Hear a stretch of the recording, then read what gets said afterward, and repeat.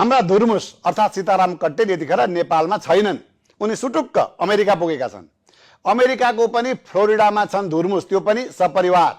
त्यसो त भन्नेले त केसम्म पनि भनेका छन् भने नि धुर्मुस परिवारले अमेरिकाको ग्रीन कार्ड समेत लिइसकेका छन् रे। अब उनी उतै बस्ने दावा मात्र छैनन्, ग्यास स्टेसन र लिक्वर शपमा समेत उनले ठुलै लगानी गरेको समेत अनुमान गरिएको छ।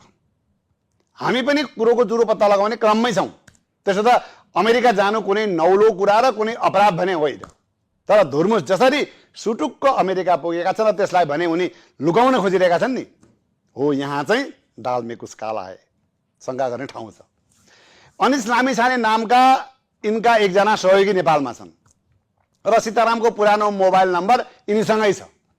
फोन गर्दा उठ्छ पनि, तर उनी भन्छन् दाई रजहपुरको प्राकृतिक चिकित्सालयमा उपचार गराइरहनु भएको छ, त्यहाँ फोन चलाउन मिल्दैन, बोल्न मिल्दैन। जबकि उनको यहाँ रोइ कराइ चल्दै गर्दा हामीले त्यही उपचार केन्द्रमा धुर्मुससँग घण्टौं कुराकानी गरेको रेकर्ड छ हामीसँग।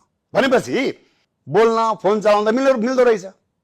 तर अनिस भन्छन् अहिले दाइसँग कुरा गर्न मिल्दैन अरे। यदि जरुरी नै कुरा भए यो नम्बरमा, उनले हामीलाई अर्कोवटा नम्बर दिएका छन्, हो त्यसमा व्हाट्सएपमा कुरा गर्नु रे, त्यो पनि राति 8 बजेपछि मात्रै। बुझ्नुभयो नि। अब यहाँको राति 8 बजे उता के हुन्छ, बिहान हुन्छ। त्यसैले त राति 8 बजे भनेका होलान्। अब अर्को रमाइलो कुरा सुन्नुहोस्। यी भाइ अनिसले रजहपुरको जुन प्राकृतिक चिकित्सालयमा धुर्मुस दाई उपचार गराइरहनु भएको छ भनेर फोनमा बोल्न मिल्दैन भनिरहेका छन् नि, तर त्यही उपचार केन्द्रका डाक्टर हरिप्रसाद सापकोटाले भने हामीसँग टेलिफोन संवादको क्रममा धुर्मुस आफ्नो चिकित्सालयमा नभएको बताएका छन्। यसै क्रममा हामीले अर्को पनि के सूचना प्राप्त गर्यौं भने धुर्मुसले कहिल्यै पनि यो उपचार केन्द्रमा स्थायी रूपमा बसेर उपचार गराएकै रहन्छन्। कहिलेकाहीँ आउने, उपचार गराए जस्तो गर्ने, फोटो खिच्ने अनि फर्किने चाहिँ गरेका हो रे। र उनी त्यस्तो गम्भीर बिरामी पनि होइनन् रे, ग्यास्ट्रिक चाहिँ छ अरे। अब ग्यास्ट्रिक नभएको कोही नेपाली हो र होइन त।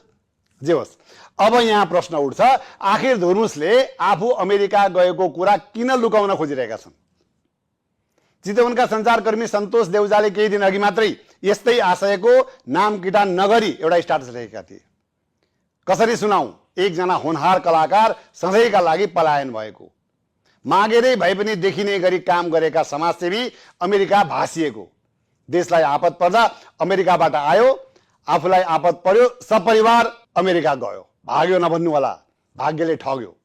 हेर्नुहोस् त, यता रोइ कराइ गर्ने, सरकारसँग पैसा माग्ने, उता उद्योग धन्दा खोल्ने, ग्रीन कार्ड लिने, यो विषयको खोजी नीति हुनु भने जरुरी छ।